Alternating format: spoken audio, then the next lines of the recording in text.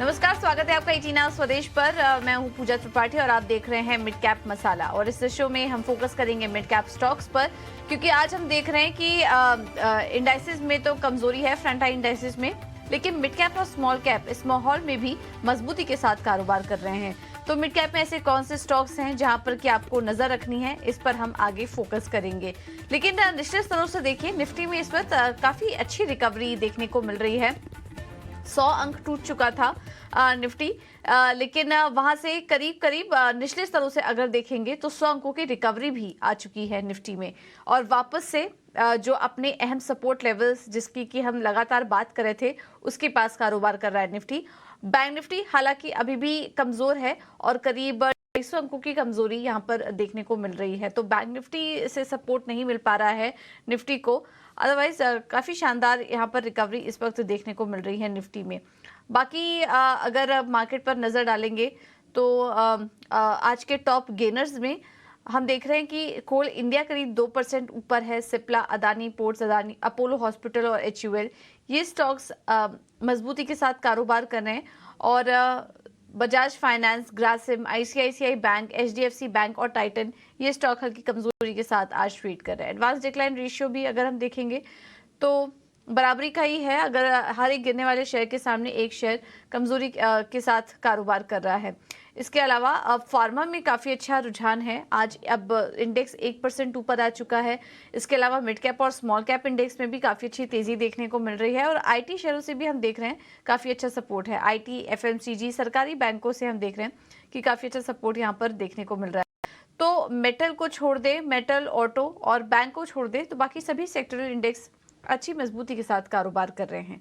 तो ये है बाजार का अभी व्यू। और जैसा कि आप देख पा रहे हैं कि IT स्टॉक्स में काफी अच्छी रिकवरी इस वक्त देखने को मिल रही है और वही बाजार को भी सपोर्ट देने का काम इस वक्त कर रहे हैं। चलिए अब हमारे एक्सपर्ट को भी शामिल करते हैं। रुचित जैन जुड़ चुके हैं हमारे साथ 5 पैसा से, और सबसे पहले उनसे जान लेते हैं अगले 3 घंटे का ट्रेड।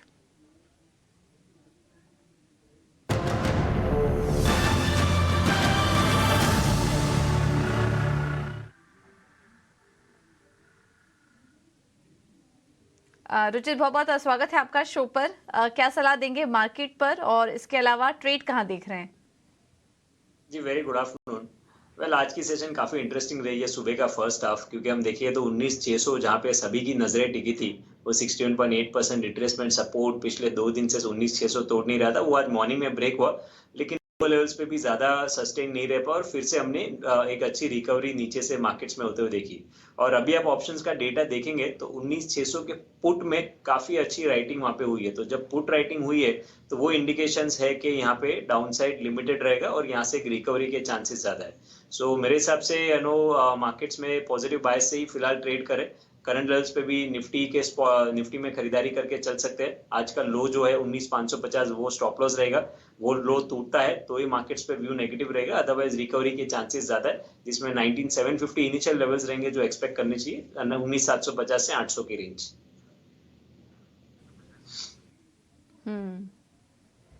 ठीक है, तो ये है व्यू बाजार पर। लेकिन रुचित, आपके ट्रेड के मौके इस वक्त आप कहाँ देख रहे हैं किन मिड कैप स्टॉक्स में? एक खरीदारी की सलाह है मैं, लेकिन आज एक लार्ज कैप और एक मिड कैप के साथ में जाऊंगा। लार्ज कैप में HUL में खरीदारी की सलाह है, जहां फॉलिंग वेज पैटर्न का फॉर्मेशन टेक्निकली बन रहा है, जो यूजुअली एक करेक्टिव फेज के एंड में होता है। सो यहाँ पे ये रीसेंट करेक्शन आने के बाद रिस्क रिवॉर्ड रेशियो काफी फेवरेबल है। तो HUL में खरीदारी करें, 2460 के नीचे स्टॉप लॉस रखे 2570 के टारगेट्स के लिए। और मिड कैप स्पेस में से VIP इंडस्ट्रीज काफी अच्छा लग रहा है, क्योंकि जो स्टॉक अपने सपोर्ट के आसपास है और जो पिछले कुछ दिनों में करेक्शन आया, वो करेक्शन में कोई सिग्निफिकेंट वॉल्यूम्स के साथ में सेलिंग नहीं है। So buying opportunity VIP industries में करंट लेवल्स पे 660 के आसपास करें, 638 का स्टॉप लॉस रखे और 700 तक के टारगेट्स ये इसमें एक्सपेक्ट कर सकते हैं।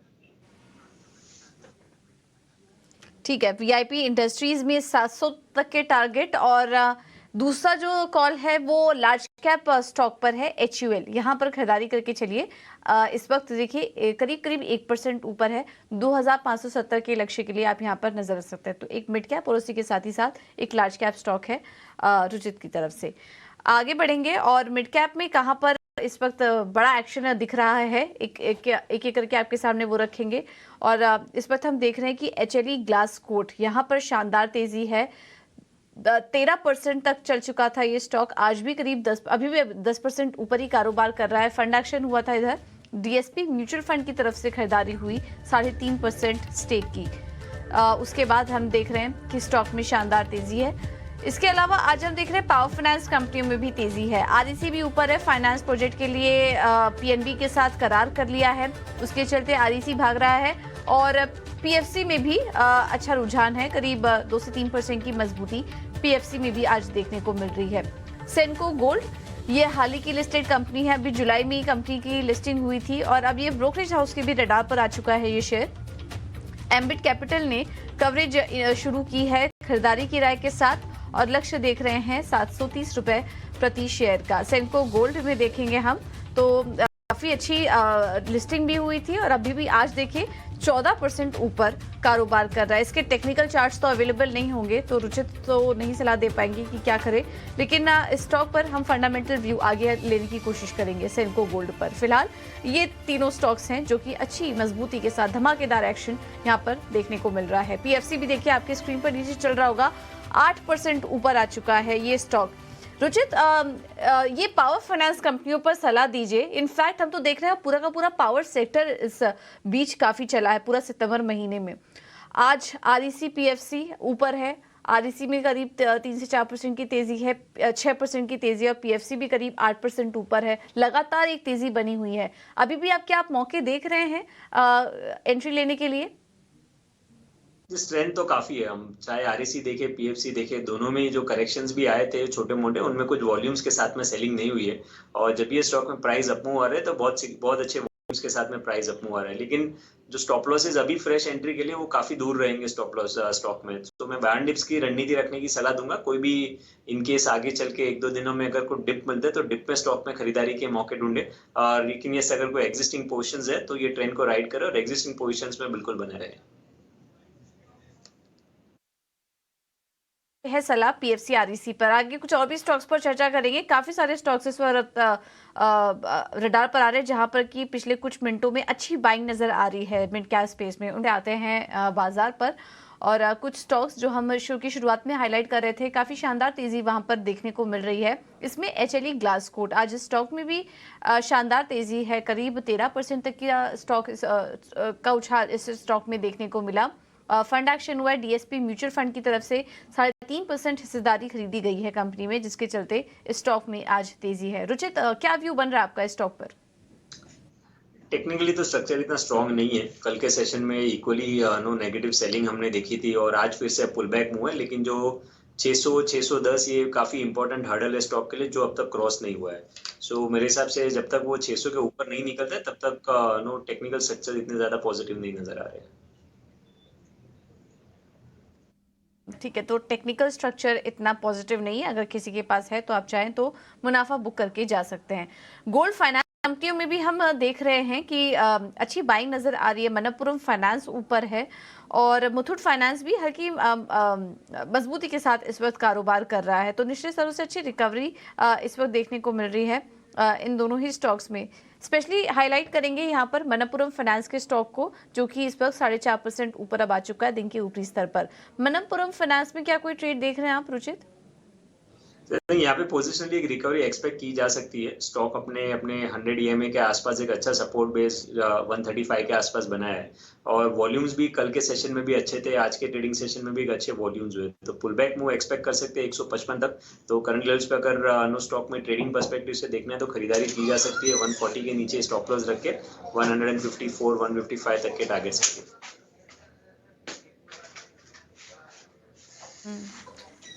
ठीक है, तो ये है राय मनप्पुरम फाइनेंस पर। इस बीच कुछ और स्टॉक्स पर डाले तो इस वक्त हम देख रहे हैं कि जो स्मॉल कैप स्मॉल और मिड कैप बैंक्स हैं वहां पर भी काफ़ी अच्छी तेज़ी इस वक्त देखने को मिल रही है। Specially Ujjivan small finance bank, इस पर एक बार नज़र डालते हैं। यहाँ पर भी स्टॉक में करीब 6% तक की तेज़ी है उज्जीवन स्मॉल फाइनेंस बैंक के स्टॉक पर। रुचित, आपकी राय क्या होगी शेयर पर? काफी स्ट्रॉन्ग है स्टॉक में। रीसेंट अपमूव के बाद एक कंसोलिडेशन हुआ, कंसोलिडेशन के बाद में फिर से काफी अच्छे वॉल्यूम्स के साथ में इसने अप ट्रेंड रिज्यूम किया है। पोजिशनली यहाँ पे 58 रुपए तक के लेवल स्टॉक में एक्सपेक्ट किए जा सकते हैं, तो फ्रेश बाइंग भी अगर आज इंट्राडे वापस से थोड़ा बहुत डिप मिलता है 52-51 की रेंज में, तो 50 रुपए के नीचे के स्टॉप लॉस रख के वहां पे खरीदारी कर सकते हैं और 58 तक के टारगेट्स ये पोजिशनली ये स्टॉक में एक्सपेक्ट कर सकते हैं। ठीक है, तो ये है व्यू उज्जीवन स्मॉल फाइनेंस पर। त्रिवेणी टरबाइन, रुचित एक बार इस स्टॉक पर भी नज़र डालिए। काफ़ी अच्छी बाइंग यहाँ पर भी नज़र आती है। स्टॉक आ चुका है 5% ऊपर इस वक्त, और चार्ट्स भी अगर देखेंगे तो लगातार एक अप ट्रेंड में है। बीच में थोड़ा कमज़ोरी आई थी त्रिवेणी टरबाइन के स्टॉक में, लेकिन पिछले 6 महीने का चार्ट एक बार आपको दिखाते हैं और स्टॉक में करीब करीब 42% की तेजी देखने को मिल चुकी है। करीब करीब 150 अंक की ये स्टॉक चल चुका है त्रिवेणी टरबाइन का। रुचित, क्या अभी भी मौके देख रहे हैं आप स्टॉक में? यस, एक हाई टॉप हाई बॉटम का स्ट्रक्चर है। कुछ महीनों में एक अच्छा मूव स्टॉक ने दिखाया और वॉल्यूम्स भी देखेंगे तो यहाँ पे भी अच्छे वॉल्यूम्स के साथ में ये बाइंग हो रही है। लेकिन 400 का मेन सपोर्ट है स्टॉक के लिए, तो जब तक 400 के लेवल्स के को इंटैक्ट रखा है तब तक no short term trend positive है। यहाँ पे भी खरीदारी कर सकते हैं, बट स्टॉप लॉस जैसे 400 को आ रहा है तो वो थोड़ा सा बड़ा है, तो इसीलिए अगर कुछ फ्रेश बाइंग करते हैं तो करंट लेवल्स पे एक लिमिटेड क्वांटिटी ही करनी चाहिए, और इनकेस कुछ डिप्स मिलते हैं तो डिप्स पे फिर और ऐड करने की रणनीति स्टॉक में बनानी चाहिए। ओके, ठीक है, थोड़ा नीचे आए तो यहाँ पर आप एंट्री लीजिए त्रिवेणी टरबाइन पर। आपको एक बेहतरीन ऑप्शन की रणनीति भी बताते हैं। हमें नितिलेश पावस्कर की तरफ से जो रणनीति मिली है उनसे संपर्क तो नहीं हो पाया, लेकिन उनकी कॉल्स हमें हमारे पास है, और IDFC अक्टूबर एक्सपायरी का 125 का पुट यहाँ पर खरीदने की सलाह दे रहे हैं। 1.9 और 2 रुपए के आसपास ये मिल रहा है। स्टॉप लॉस लगाइए 1.2 का, और 5 रुपए के टारगेट के लिए आप IDFC के पुट ऑप्शन में खरीदारी करके चल सकते हैं। अब इसमें जो अधिकतम मुनाफा है वो है 30,000 का, लेकिन नुकसान हुआ तो वो भी आपको 20,000 तक का हो सकता है।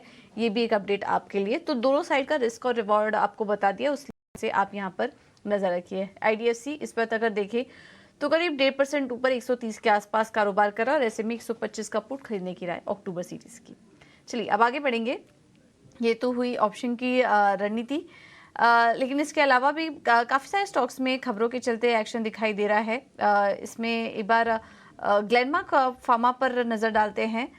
सुबह यहाँ पे कुछ खबर भी आई थी जिसके चलते अभी देखिए स्टॉक में एक तेज़ी आई है। कंपनी ने कॉस्मो के साथ करार कर लिया है। ये एक क्रीम है जिसके लिए ये करार हुआ है, और ग्लेनमार्क उसके बाद हम देख रहे हैं कि काफ़ी अच्छी तेज़ी इस वक्त से स्टॉक में देखने को मिल रही है। करीब 2% ऊपर अभी ये शेयर आ चुका है।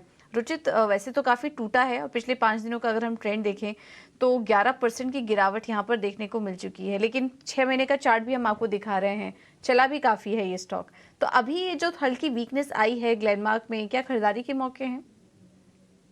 मेजर सपोर्ट 720-730 के आसपास प्लेस्ड है। सो आई थिंक अगर कुछ और डिप्स मिल जाता है 720-730 की रेंज में, तो वहां पे रिस्क रिवॉर्ड रेशो फिर स्टॉक्स में फ्रेश बाइंग के लिए थोड़े फेवरेबल बन सकते हैं। सो मैं वेट करूंगा और डिप्स का, जब भी ये रिस्क रिवॉर्ड रेशो फेवरेबल होगा तभी बाद में स्टॉक में फ्रेश बाइंग की सलाह रहेगी। ठीक है, ये तो बात हुई ग्लेनमार्क फार्मा की, लेकिन हम देख रहे हैं काफ़ी सारे फार्मा स्टॉक्स में अच्छी बाइंग है, जिसको कि हम आपसे शो की शुरुआत में भी हाईलाइट कर रहे थे। औरोबिंदो फार्मा, लॉरिस लैब्स, सिप्ला जैसे स्टॉक्स, अच्छी बाइंग यहाँ पर नज़र आ रही है। फार्मा स्पेस में कोई स्टॉक है रुचित आपको जो अच्छा लग रहा है अभी भी ट्रेड करने के लिए हाथ से? काफी सिलेक्टिव रहना चाहिए with in the pharma space, क्योंकि हमने पिछले कुछ दिनों में देखा है कि हाई लेवल से करेक्शन भी आया है। Momentum readings Nifty pharma index के भी थोड़ा से नेगेटिव प्लेस्ड है। Granules with in the space आज एक अच्छा ब्रेकआउट ये स्टॉक ने दिया है, और वॉल्यूम्स भी देखिए पिछले कुछ दिनों से काफी अच्छे हो रहे हैं। So I think within the pharma space outperformance no Granules में जो आज ब्रेकआउट है उससे रह सकता है।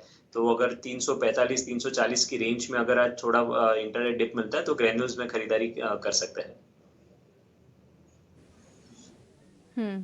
ग्रैनुअल्स अच्छा लग रहा है इन स्तरों पर, यहाँ पर खरीदारी करने की राय ग्रैनुअल्स के शेयर में। अब आगे बढ़ेंगे और अब मिड कैप में फंडामेंटल लिहाज से मौके कहाँ दिखाई दे रहे हैं, ये बताने के लिए हमारे साथ प्रॉस्पेरिटी एडवाइजर्स से राघवेंद्र केडिया जुड़ चुके हैं। Raghavendra, thank you so much इटीना स्वदेश को समय देने के लिए। आपकी नज़र कहाँ है, कौन सा स्टॉक अच्छा लग रहा है आपको मिड कैप स्पेस में? Good afternoon Puja ji, good afternoon 18 our Swadesh का टीम। मिड कैप में फंडामेंटल साइड पे हमारा पहला पिक रहेगा कर्नाटका बैंक। करंटली ये 245 के प्राइस पे ट्रेड कर रहा है। हमें लगता है इसका 1 साल का लक्ष्य 500 का रहेगा, जो कि 100% अपसाइड है। कंपनी का फुल ईयर ईपीएस 50 का आ रहा है अर्निंग पर शेयर, और एक मॉडरेट मल्टीपल अगर इसको देते हैं 10 तो 50 का ईपीएस और 10 का पी मल्टीपल से 500 का टारगेट निकलता है, जो कि 1 साल की अवधि में हो सकता है। कंपनी के जो नए एमडी सीईओ आए हैं एस श्री कृष्णन, उनका काफी अच्छा ट्रैक रिकॉर्ड रहा है एचडीएफसी बैंक में, जियो बैंक में, तो ये भी एक बड़ा ट्रिगर रहेगा। क्वार्टरली अर्निंग्स पे अगर आप देखेंगे, कर्नाटका बैंक बहुत अच्छे अर्निंग्स आए हैं, 370 का नेट प्रॉफिट, जो कि वाई बेसिस पे, ईयर ऑन ईयर बेसिस पे 200% से ज्यादा अपसाइड है। कंपनी ने काफी इनिशिएटिव्स लिए हैं, upsell, cross sell, digital transformation. So 1 साल की अवधि के लिए फंडामेंटल साइड पे कर्नाटका बैंक 100% अपसाइड, 500 का टारगेट। दूसरा stock Indiabulls housing finance रहेगा। Indiabulls housing finance India का 3rd largest housing finance company है, और इसका टोटल मार्केट कैप 9,000 करोड़ का है। तो ये एक टेक ओवर कैंडिडेट बनता है। कंपनी ने अपने काफी लोन्स, डेट्स टाइम पे चुकाए हैं, और अभी इसका जो बॉन्ड सब्सक्रिप्शन था वो भी सब्सक्राइब पूरा हुआ है। तो इससे लगता है जो इसकी रेटिंग्स है वो इंप्रूव होगी। करंटली AA की है, क्रिसिल, इकरा, इन सब से। तो ये एक काफी स्लो एंड स्टेडी मूव रहा है, बट यहाँ से हमें लगता है 50% अपसाइड 270 का प्राइस आ सकता है 1 साल की अवधि के लिए। India bull housing finance, worst is over for the stock, और हाउसिंग फाइनेंस स्पेस में गुड टाइम्स आर अहेड, और इंडिया बुल हाउसिंग फाइनेंस यहां से आउट परफॉर्म करेगा फंडामेंटल साइड पे। 1 साल की अवधि के लिए हम इसे बाय रिकमेंडेशन देते हैं, purely fundamental macro driven recommendation. Thank you. Okay, ji thank you Raghavendra, ये रणनीति सुझाने के लिए। तो इंडिया बुल्स हाउसिंग फाइनेंस काफ़ी अच्छा मौका है, इस स्टॉक में 185 के लेवल पर है, 1 साल के लिए यहाँ पर निवेश कर सकता है। कर्नाटका बैंक में भी खरीदारी करने की राय। राघवेंद्र जी, रुचि जी, आप दोनों का ही बहुत बहुत धन्यवाद समय देने के लिए और तमाम स्टॉक्स पर अपनी रणनीति सुझाने के लिए। एक बार बाजार पर नजर डाल लेते हैं। निफ्टी अब आ चुका है हरे निशान में और उसके पार टिकने की कोशिश कर रहा है। हालांकि बैंकों से ज़्यादा कुछ सपोर्ट नहीं मिल पा रहा है, इसलिए निफ्टी में एक बड़ी तेज़ी नहीं आ पा रही है, लेकिन फिलहाल हरे निशान में आने की कोशिश कर रहा है। और ओवरऑल बाजार में हम देख रहे हैं आईटी और फार्मा स्टॉक्स में भी काफ़ी शानदार रिकवरी देखने को मिल रही है इस वक्त। चलिए फिलहाल इस शो में इतना ही।